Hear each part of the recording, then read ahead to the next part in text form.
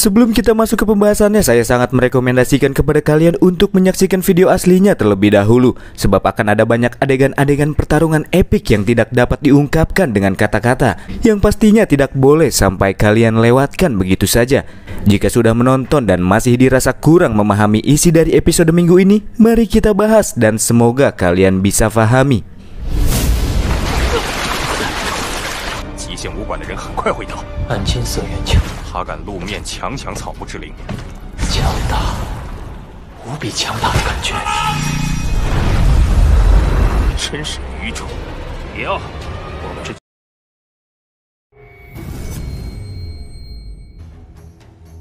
Selesai menyerap esensi jantung Willow 1000 tahun yang kemudian mengantarkannya ke tahap dewa perang tingkat menengah dalam hal ketahanan fisik dan dewa perang tingkat tinggi dalam hal kekuatan spiritual mentalnya, Lao Feng akhirnya menunjukkan kekuatan bombastisnya dengan menghajar Katlan, Liao, Keita, dan Ivan sekaligus. Tapi keempat orang tersebut masih sanggup untuk bertahan. Hal tersebut juga membuat Lao Feng mendapatkan jantung Willow berusia 10.000 tahun tanpa harus bersusah payah. Di arah lain, Liao yang masih sanggup bertahan dari serangan telak Lao Feng sebelumnya nampak terlihat masih belum mau menyerah dan mencoba untuk kembali bangkit. Namun sebelum itu terjadi, Katlan menghentikannya sebab ia sadar walaupun kekuatan mereka disatukan sekalipun, mereka takkan sanggup menandingi Lao Feng yang sudah berada di puncak dewa perang, yang dengan kekuatan fisik serta kekuatan spiritualnya bila disatukan, bisa dipastikan jika Lao Feng merupakan sosok yang tidak bisa dikalahkan oleh orang-orang yang berada di lingkaran dewa perang itu sendiri. Karena itulah, Katlan dan yang lainnya lebih memilih untuk kabur dan berpencar supaya fokus Lao Feng terbagi. Tapi bila mengingat Lao Feng sendiri memiliki dendam kepada Liao, tentu saja dialah yang akan menjadi mangsa kejarannya. Fokusnya kini tertuju kepada Liao, dan dimulailah aksi kejar-kejaran oleh kedua orang tersebut. Setelah kekuatannya meningkat, kecepatan Lao Feng juga semakin meningkat pula, sehingga dirinya bisa mengejar Liao. Alhasil, ia pun terus terkena serangan demi serangan dengan pisau terbang yang dilepaskan oleh sang MC kita. Serangan dari tiap pisau terbang tersebut seakan-akan terasa bagaikan bukit berat yang mesti ditopang oleh Liao dengan tubuhnya, dan juga memiliki kekuatan penetrasi yang luar biasa. Sambil terus-menerus menahan setiap serangan yang tertuju kepadanya, Liao pun berpikir untuk memanfaatkan kekuatan pisau terbangnya untuk membuka jarak agar dirinya punya celah untuk melarikan diri, dan itu terbukti manjur, namun hanya untuk sesaat.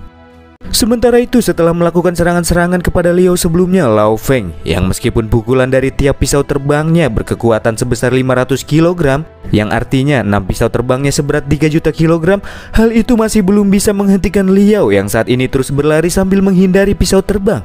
Apalagi kecepatan serta akselerasi yang dimiliki olehnya masih belum menurun sama sekali. Dan tentunya itu semua terjadi berkat pertahanan armor Dewa Hitam yang kuat miliknya. Selain itu, armor Dewa Hitam yang dia kenakan juga memiliki fungsi lain, yakni bisa menyebarkan kekuatan benturan serangan lawan melalui transmisi, di mana serangan yang ditahan oleh armor ini akan dialirkan dan dibagi-bagi ke seluruh tubuh Liao. Dan itulah alasan mengapa ia masih sanggup bertahan hingga detik ini. Jika tidak mengenakan armor tersebut, sudah pasti ia akan segera wafat. Dilanjutkan dengan aksi kejar-mengejar yang terjadi di antara keduanya, yang tanpa sadar mereka kini telah tiba di pesisir danau dan keluar dari pedalaman hutan.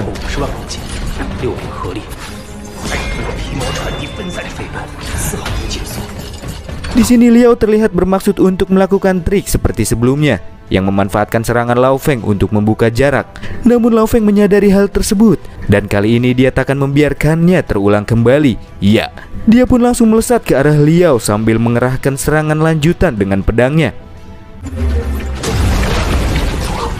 Tapi siapa sangka, dari dasar danau malah muncul tentakel monster gurita yang menghentikan laju dari serangan Lao Feng, sehingga serangannya kepada Liao pun tidak terlaksana.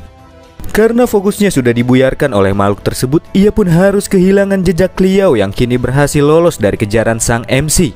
Setelah kejadian barusan, Lao Feng pun menyadari bahwa ia masih belum bisa membunuh Liao yang mengenakan armor Dewa Hitam. Tapi masih ada cara lain seperti mengikatnya dan menenggelamkannya ke dalam air.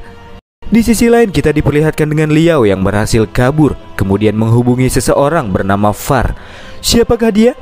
Ya, nanti juga kalian tahu. Setelah memungut kalung buatan Shushin yang direnggut oleh Liao sebelumnya, Lao Feng pun langsung terbang ke tempat yang lebih tinggi untuk mencari keberadaan Liao dengan kekuatan mentalnya. Tapi nampaknya dia cukup pintar, di mana Liao sengaja merendahkan suaranya agar Lao Feng tidak bisa mendeteksinya dan merasakan keberadaannya. Tapi tiba-tiba terdengar suara langkah kaki dan tanpa basa-basi Lao Feng pun langsung bergegas pergi ke arah di mana suara langkah kaki tersebut berasal. Dan nyatanya itu bukanlah suara Liao, melainkan Katlan, Ivan, dan Keita yang terlihat sedang mengumpulkan roh tanaman dengan asyiknya. Tapi tanpa sadar, di tengah-tengah keasikan mereka muncullah sang jagoan. Ya, dia adalah Lao Feng, di mana kedatangannya lantas membuat 3 orang tersebut berlarian kocar-kacir, morat-marit, dan menyebar. Lao Feng pun sempat berpikir jika dia melawan seorang dewa perang yang mengenakan armor dewa hitam, dirinya merasa seperti orang bodoh yang tak tahu harus memulai dari mana. Tapi di antara ketiga orang yang barusan kabur ada 1 orang yang tidak mengenakan armor dewa hitam, dan dialah yang akan ditargetkan oleh Lao Feng selanjutnya. Di mana orang tersebut adalah Keita si beruang, yang pelariannya harus terhenti akibat beberapa pisau terbang yang muncul dan menodong ke arahnya. Tentu, situasi kali ini membuatnya merinding disco, dan kemudian Lao Feng pun menyapa dirinya. Sambil mengarahkan pisau terbang ke pangkal tenggorokan Keita, Lao Feng juga sedikit menceritakan sedikit kisah tentang Liao yang berhasil kabur darinya. Tiba-tiba secara nggak sengaja malah menemukan Keita. Sedangkan Keita sendiri yang sudah tersudutkan dan tidak mampu berbuat apa-apa lagi akhirnya memilih untuk menyerah dan mengakui kekalahannya. Dia juga berjanji untuk memberikan tanaman roh yang ia dapatkan kepada Lao Feng dengan harapan agar sang MC berbelas kasih kepadanya. Lao Feng juga tahu jika Keita memegang 2 buah jantung Willow di dalam ranselnya, dan kemudian kedua jantung Willow itu pun Keita serahkan kepada Lao Feng. Selain menyerahkan kedua benda tersebut, ia juga mencoba membuka tali silaturahmi dengan Lao Feng. Jika suatu saat nanti Lao Feng healing ke Eropa, ia bisa mencarinya. Dan jika nanti bertemu di ruang virtual Dewa Perang, Keita juga akan mentraktirnya minuman. Dan kemudian ia pun pergi dari hadapan Lao Feng. Lao Feng pun tertawa melihat kelakuan Keita yang sangat antusias. Dilanjutkan dengan Lao Feng yang masih mencari-cari keberadaan Liao, namun itu masih belum membuahkan hasil. Lao Feng masih belum juga menemukannya walaupun ia sudah berulang kali menggunakan kekuatan mentalnya. Tapi tiba-tiba nampak terlihat bola api bagaikan meteor yang dengan cepat mulai mendekat ke arah pulau berkabut. Liao, Katlan beserta yang lainnya sepertinya mengetahui situasi yang terjadi, dan menurut mereka hal tersebut akan mengubah dan membalikkan situasi kali ini. Sambil keempat orang itu bergegas pergi ke arah bola api tersebut akan tiba. Bola api yang memancarkan hawa panas ke segala arah ini pun berhenti tepat di hadapan Lao Feng, di mana kobaran api tersebut faktanya berasal dari seseorang, dan sepertinya ini akan menjadi malapetaka lain baginya. Kobaran api di sekitar tubuhnya dan bisa terbang di udara. Kemampuan untuk mengendalikan elemen api dan terbang pada saat yang bersamaan hanya bisa dilakukan oleh seseorang yang keberadaannya di luar Dewa Perang. Mari perkenalkan, beliau adalah Tetua Far. Dia adalah orang yang dihubungi Liao sebelumnya. Liao dan yang lainnya juga menundukkan kepala di hadapan wanita tersebut, yang menunjukkan bahwa dirinya mempunyai identitas yang tidak biasa. Jadi, Tetua Far ini merupakan sosok yang melampaui tingkat Dewa Perang, yang memiliki kemampuan terbang dan beratribut api. Energi api yang dikeluarkan olehnya dapat membakar segalanya dalam radius 100 meter.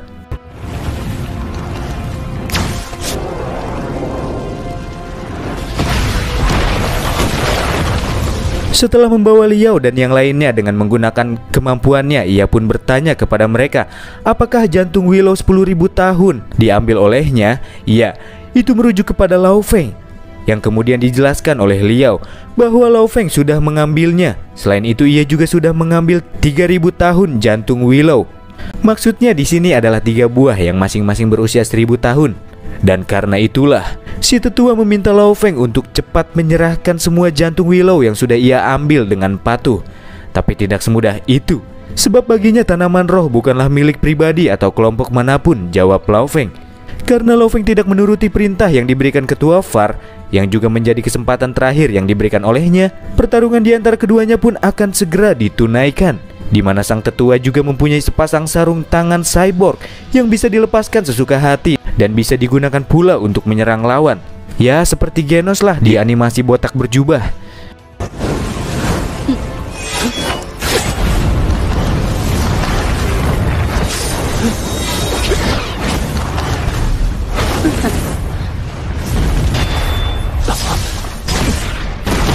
Sesaat setelah membenturkan senjata, Lao Feng merasakan jika sosok di luar dewa perang memang beda. Bukan hanya tinjunya saja yang menyulitkan, tapi kekuatan elemen api miliknya juga sangat mengerikan.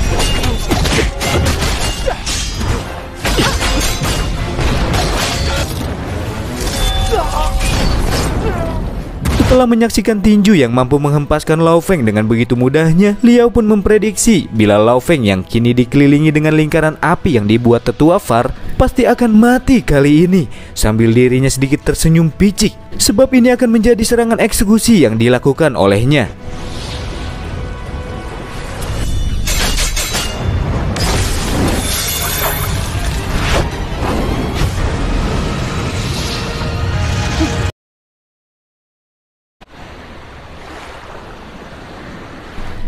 Tapi ada yang salah.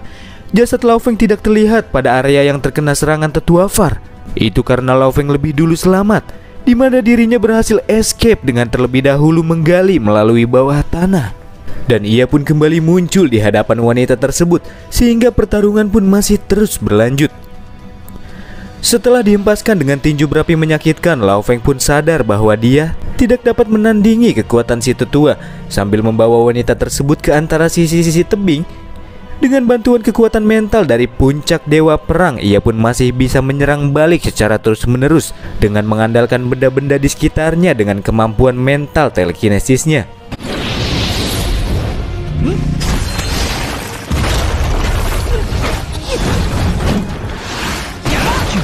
Kekuatan mental Lao Feng juga dapat menambah kecepatan akselerasinya, namun tetap saja dalam duelnya kali ini itu tidak akan mengubah apapun.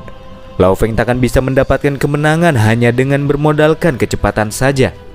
Entah itu serangan secara langsung ataupun gerilya, kedua-duanya tidak berefek kepada tetua Far, hingga akhirnya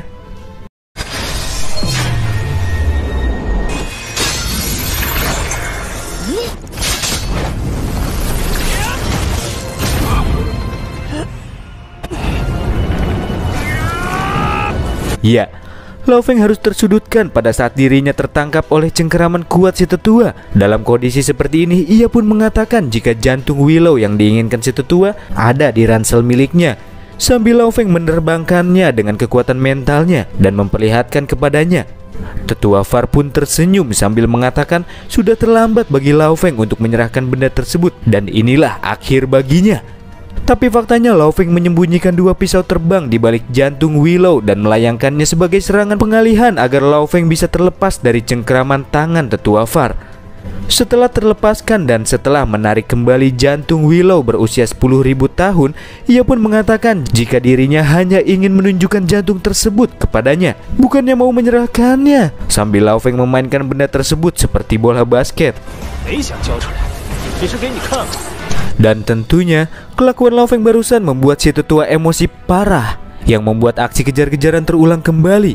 Di dalam pengejarannya, tetua Far tidak bisa mengejar Lao Feng dengan kecepatannya. Menurut Katlan yang tengah menyaksikan jalannya kejar-kejaran, memang si tetua bisa berlari dengan cepat di darat karena dia adalah seorang yang melampaui dewa perang. Tapi itu berbeda sepenuhnya bila di udara. Tidak terdapat pijakan di udara dan dia harus mengandalkan kekuatan daya ledak pada kedua kakinya. Dan itulah mengapa kecepatan miliknya akan lebih lambat di udara daripada di daratan.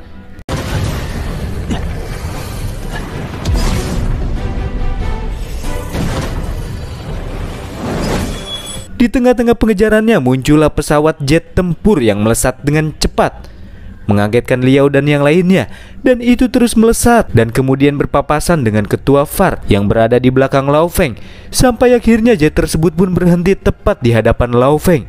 Mereka datang di saat yang tepat. Lao Feng menyadari bahwa pesawat jet tempur ini kepunyaan aula bela diri Jixian, yang artinya ini merupakan bala bantuan yang ia panggil sebelumnya.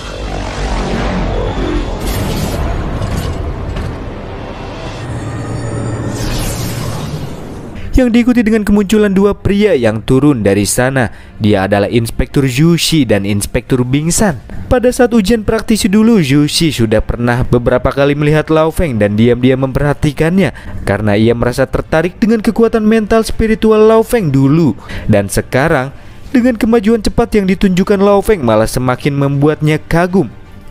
Tak lama setelahnya tibalah Tetua Far, namun situasinya sudah berbeda dari sebelumnya, di mana dirinya tidak bisa lagi menghajar Lao Feng secara terang-terangan karena orang-orang dari aula bela diri Jixian sudah tiba. Inspektur Zhu yang mengenal Tetua Far kemudian mendekatinya sambil bertanya apakah terjadi ketersinggungan yang menyebabkan ia marah kepada Lao Feng. Dan ia pun menjawab bila ini semua terjadi karena kesalahan Lao Feng yang sudah mencuri roh tanaman milik HR Alliance. Semua roh tanaman atau jantung Willow diakuisisi sebagai miliknya karena orang-orangnya lah yang sudah menemukan pulau berkabut itu. Lao Feng yang mendengarnya pun tidak terima karena dialah orang yang sudah pertama kali menemukannya. Kalau tidak percaya, panggil saja Liao dan Katlan kemari, tuturnya. Jika aturan mainnya siapa yang menemukan pertama kali terlebih dahulu, tentu saja sudah pasti Lao Feng yang akan dianggap sebagai pemiliknya. Itulah mengapa sebagai seorang wanita yang selalu benar di mata pria, si tetua pun mengatakan bahwa pulau itu bukanlah milik siapa-siapa. Tidak ada alasan juga memberikannya kepada aula bela diri Jixian. Jadi, dia pun mengajukan kontes. Bagi siapapun yang bisa lebih banyak mendapatkan tanaman roh, maka dialah yang akan memilikinya. Dan Inspektur Zhu pun setuju dengan pengajuan tersebut. Tapi ada syaratnya, di mana Tetua Far dan Zhu sendiri tidak boleh berpartisipasi untuk ikut serta di dalamnya. Sementara Lao Feng juga tidak akan ikut karena dia disuruh untuk tetap tinggal dan menontonnya saja. Perwakilan yang diturunkan lawan dalam kontes ini adalah Katlan, Ivan, Keita, Liao. Sedangkan aula bela diri hanya menurunkan satu orang saja, yakni Bing Shan. Siapa sih Bing Shan ini? Oke, akan sedikit admin bagi tahu nih buat kalian. Bing Shan ini merupakan salah satu dari 3 pengawal utama pemimpin Hong. Dia memiliki kepribadian yang dingin dan pendiam. Setelah melampaui tingkat dewa perang, Bing Shan mendapatkan kemampuan khusus yang kurang lebih sih bisa mendeteksi keberadaan lawan serta langsung dapat merasakannya melalui energi tubuh yang dipancarkan oleh seseorang, gitu.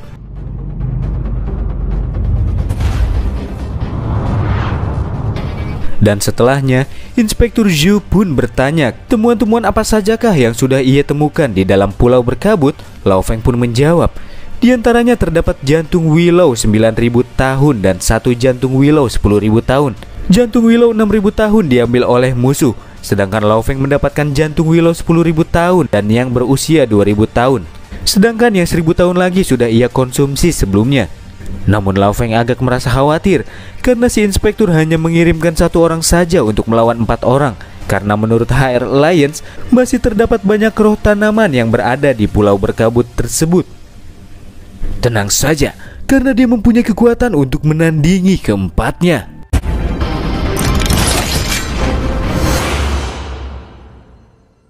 Ya, gelap. Cerita pun berakhir.